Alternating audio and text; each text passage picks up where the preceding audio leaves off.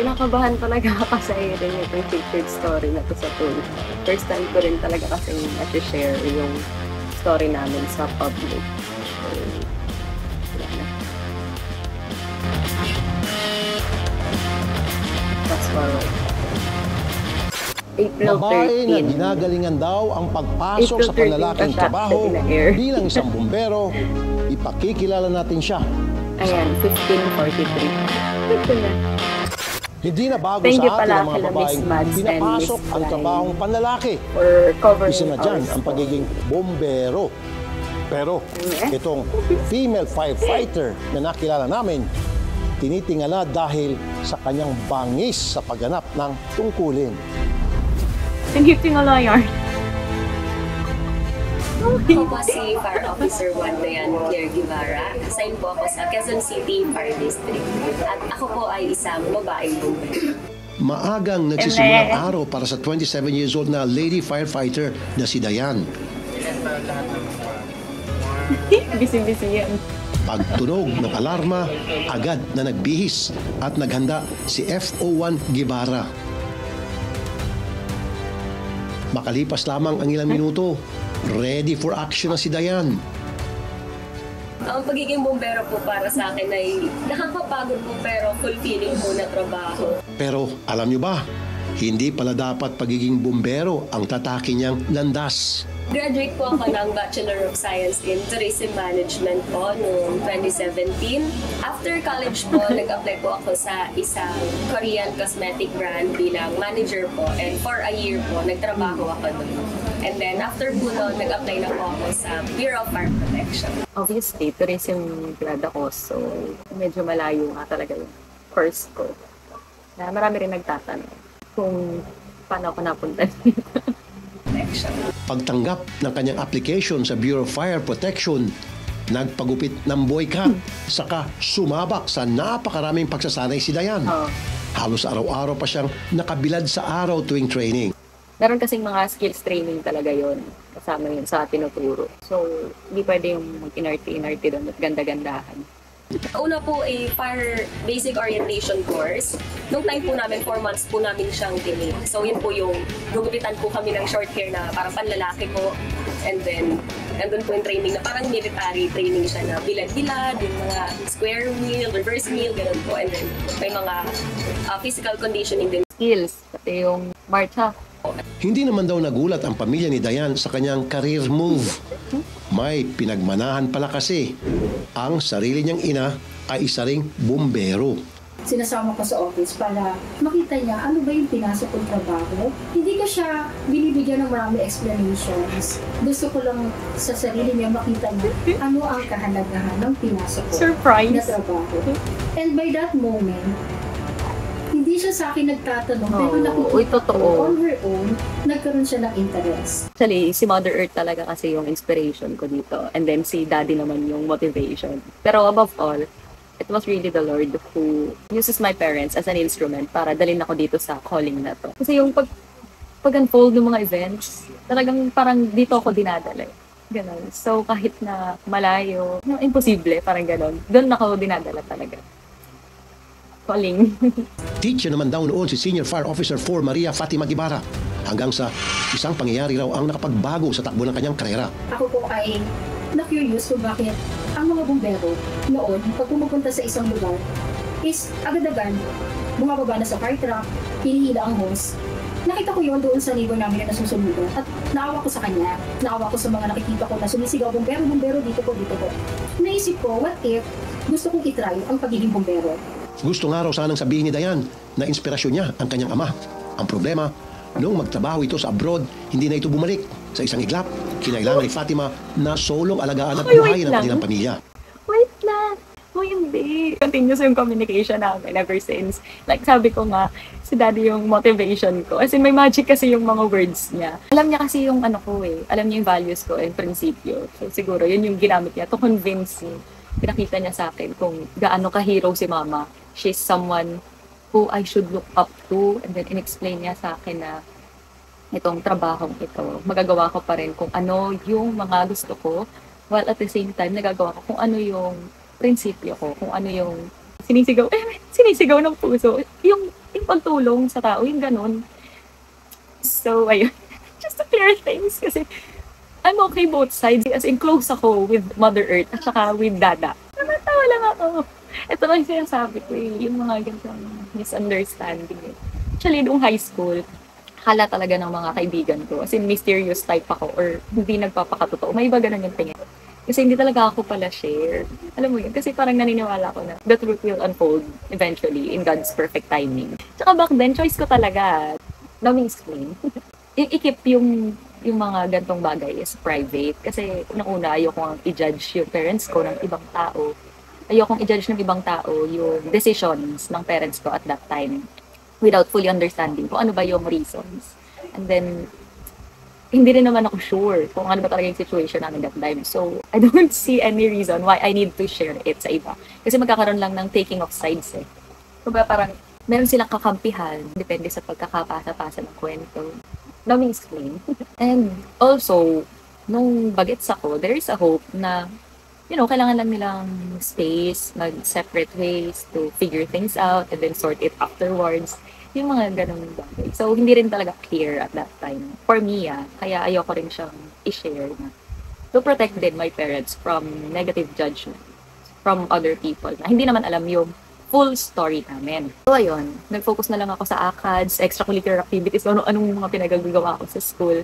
Then eventually, I met Jesus there as my Savior. Sobrang ganda. Sobrang ganda talaga ng testimony na to. Kung ito yung binigay niya na challenge, tatanggapin namin. Susunod, mala superwoman na si Fire Officer 1 Diane Claire Guevara. Kuminsan, may mga pagsubok din pinagdaraanan. Subok yarn. Tunay na kahanga-hanga dedikasyon ng mga bomberong tulad ni Fire Officer 1 Diane Claire Guevara sa pagtugon sa mga nabibiktima ng sunog. Pero kung minsan, hindi rin maiwasan ang aberya na dobleng pasakit pa kung kamag-anak ang naapektuhan. Practice makes perfect. Kaya naman, ang pag-iensayo, siniseryoso ni Fire Officer 1 Diane Claire Guevara. At gaya sa kahit anong larangan, walang makakatapat sa mga first-time na karanasan sa trabaho. Tulad ng actual ng pumapatay ng sunog si Diane. First time So, ko na yun. pagdating po doon, dahil bago lang ako, hindi ko po alam kung ano ba talaga dapat kong unahin. Nung nakita ko po yung sunog na ang laki, for me po that time, malaki na po siya, pero isang bahay pa lang po yun. Parang nanginig po ako na, kaya ko ba to? Na, sasama ba ako sa loob? Mag-stay lang po ba ako sa truck? Ano po bang dapat kong unahin? Buti po yung mga senior ko. Niyaya po nila ako na parang denied po nila ako. So pagdating sa sunog, nag-lineman po sila, pinasabak po nila ako. Ganoon na lamang nervyos ni Diane nang hawakan ng hose at Grabe, harapin shoutout ang Central Carson napakalaking Station. apoy sa Sobrang unang pagkakataon. Laking Grabe pasasalamat na support. lamang niya Grabe. dahil todo suporta ang kanyang team sa kanya. Pinahawak ng nozzle para ako po mismo yung bumomba. Mother So, Earth. yung experience po na yun, kahit nakakakaba, alam ko po na may sasalos. Maswerte rin si Diane dahil ang role model niya, sarili niyang ina. Yung ginagawa namin dito sa bahay, pati doon sa office, same lang. Kasi gusto namin yung maging natural. Kaya yung lahat ng mga challenges namin na makikita namin or ma-encounter namin on that day, madali lang namin nasusolve. Hindi naman maiiwasan ng mga problema. Hindi namin yan dinadala sa office. Iniiwan namin yan para pagdating doon, is focus kami sa trabaho namin. And pag umuwi na po kami, dito na lang namin ulit pag-uusapan. Nagpapasalamat man sa paghanga sa kanya ni Diane, aminado si Nanay Fatima, hindi rin madali ang solong magpalaki ng dalawang anak, lalo na kung ang isa ay person with disability pa. Dalawa sila na anak ko. Unfortunately, ang aking bunso ay pinanganak ko ng may kapansanan. So, nag-start yung sakit niya ng 6 months old. Hanggang sa nagtuloy-tuloy, hanggang ngayon, nagsisseizure siya ng kahit na may maintenance, hindi namin alam. Kaya sabi ko, bahala na si Lord. Kung ito yung binigay niya na challenge, tatanggapin namin. Kung wala ako, siya po kasi yung nagiging nanay ng kapatid niya. Because ang hirap din naman sa part ko na meron din naman akong mga pagkakataon na naglalaylo rin. Kahit sobrang lakas mo, very strong ka, Pero dahil nandyan si Dayan, kaya namin tatlo, and lahat ng mga hindi namin kaya, in-offer namin lahat kay Lord. So, ang hirap po ng solo ka, umuupa ka ng bahay, may maintenance ang anak mo, nag-aaral si Ma'am Dayan noon, pero nadaan sa loan, nadaan po sa loan, and lahat tinanggap ko ng buong puso. Inisip ko na lang na all will pass. Si Dayan naman, mukhang pangkaraniwan, pero may pagkakaiba rin daw sa ibang mga bata. Ang hirap pala maging nanay at tatay sa isang batang napakatalino. Kasi hindi siya nagtatanong. Very rare magtanong si Dayan. Lagi lang siyang nag-o-observe. And minsan, pag gumigising ako ng madaling araw, nakikita ko siya umiiyak. Pero hindi siya nagtatanong.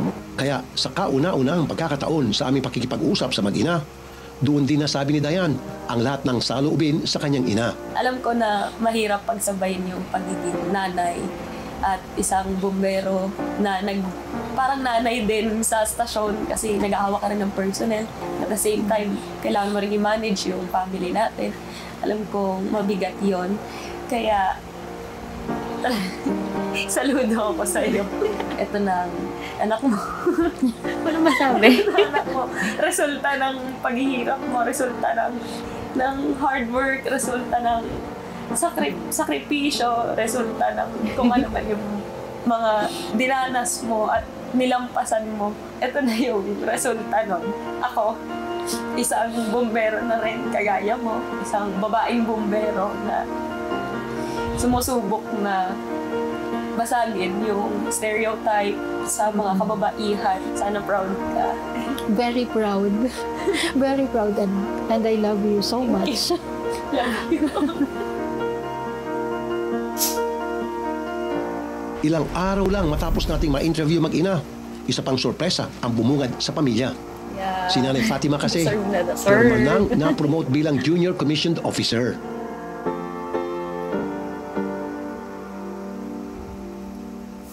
Sa kahit anong larangan, may mga pagkakataong nagkakaroon ng problema. Pero sana'y maging leksyon ng katatagan ng loob ni Fire Officer 1 Diane Claire Guimara para patuloy na magsumikap na magtagumpay sa buhay, mapababae man o lalaki. Hanggang sa Oh. Intense. That was intense. Grabe, I'm lost in words. So, paano kayo close to?